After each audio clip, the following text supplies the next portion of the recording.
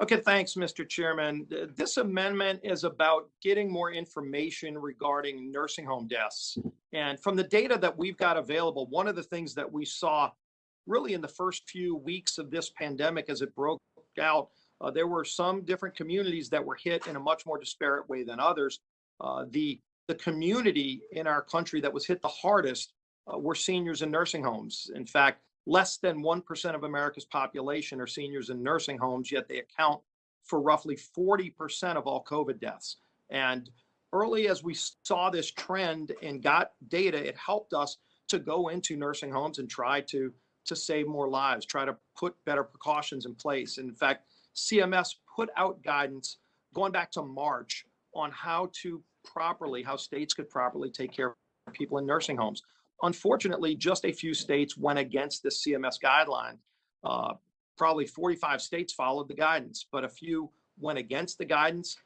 Early off, we started getting calls from people in the state of New York that were talking about a mandate that went out. In fact, we found this information. The governor of New York had issued a mandate to nursing homes that they had to take back nursing home patients that were sent to the hospital, including if they were COVID positive.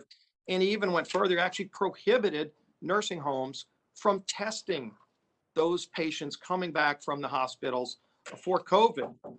This was a devastating, deadly order that led to thousands of nursing home deaths that should have never occurred.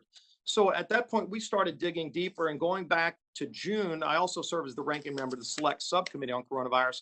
We sent a letter to the state of New York, as well as some other states, to give us the data. And this was going back to June. The governor basically said, we don't have to give you the data. And as this went on, we were perplexed why they wouldn't want to be transparent. Most other states had given us everything they had because it was allowing us to help them. CMS went in, my state was able to stave off a problem we had in some of our nursing homes because the data was out there. We got it out for everybody.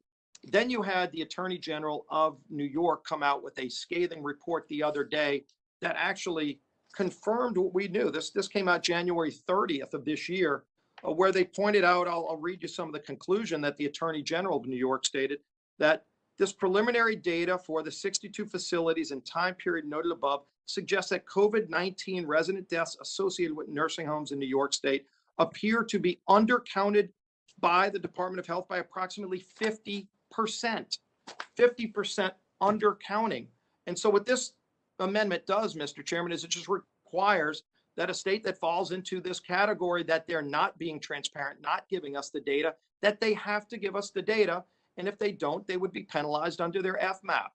And again, they don't have to be penalized under their FMAP. They just have to share the data about people who died. And by the way, I've been getting inundated by families who want answers. These families deserve answers. Everybody on this committee ought to be interested in making sure these families get the data. But then it gets worse, unfortunately.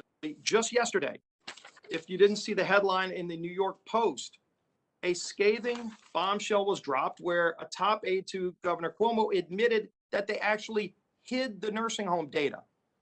They amounted to what is an obstruction of justice, Mr. Chairman. I will read you a quote from the top aide to Governor Cuomo, who was thinking that she was just talking to a few Democrat state senators, where she said that they withheld the data from us, from Congress, among others, out of fear that the numbers would be, quote, be used against us by federal prosecutors. We're talking about thousands of people who died, and they don't want to give us the data, not because there's some privacy issue, but they're afraid that people will actually see the real numbers and it might actually be used against them in a federal criminal case. That's the biggest admission of guilt I've ever seen. I'm not accusing them of covering it up. She's admitting that they covered up the data, and yet they still refuse to give the data. Mr. Chairman, there are families all across the state that are begging for these answers. We should not be complicit in this cover-up. We can pass this amendment, and I hope it's unanimous, because passing this amendment, all it does is say, just show us the data, be transparent about thousands of people who died.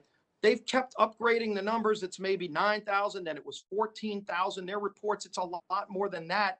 but we all ought to know because we're making health decisions.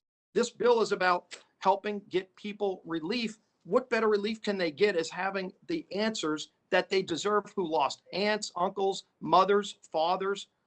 This is a national scandal that we can fix right now. Let's get the data. This amendment ensures that we do that, and I urge its passage, Mr. Chairman, and I yield back.